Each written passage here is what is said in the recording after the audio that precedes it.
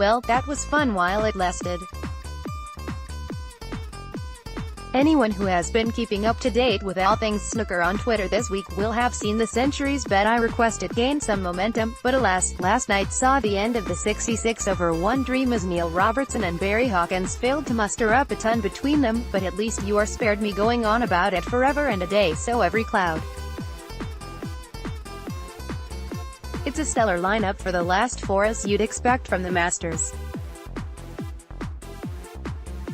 Ronnie O'Sullivan remains a strong favorite to lift the Paul Hunter Trophy on Sunday, and while he's not been at his sparkling best, he's not yet been troubled and has eased his way through. He plays Ding Junhui head-to-head here, who came through a decider against Luca Brecel in the last round, which included of course the 3-miss frame forfeit on his part. These two met in the famous final here back in 2007 when the London racists were out in force and made Ding cry. The crowd are getting rowdier and rowdier as the weekend approaches, with one particular absolute helmet having to be removed as he shouted, "Barry," for the millionth time, clearly an oxygen thief with a very limited vocabulary. Ding is a totally different human being these days, and in both his walk-ons he's come down the steps with a big smile on his face and fist-pumping people who aren't even asking for one. I swear he fist-pumped someone's head the other day. Hopefully it was the racist from 12 years ago. Anyway, he's clearly in a very good place mentally at the moment, and while his game isn't as sharp as it might be, his boss is bang on the money.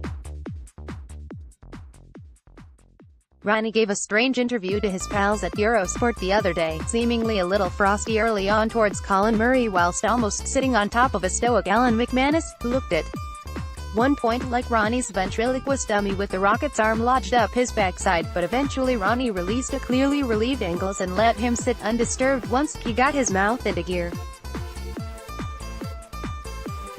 It's as close to unhinged as we've seen him in a while, but on the table his chimp is definitely in its box eating bananas rather than swinging from the TV lights in a tire throwing shit at the referee.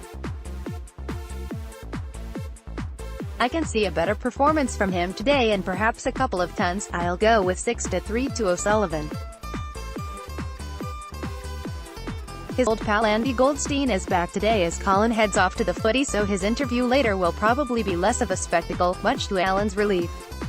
In the other semi-final, Judd Trump takes on his Grove stablemate Neil Robertson, head-to-head here. They last met here in 2016 when Judd won in a decider, and there won't be many out there who won't be expecting another close one tonight in what I'm sure will be a real Saturday night atmosphere in London, God help us.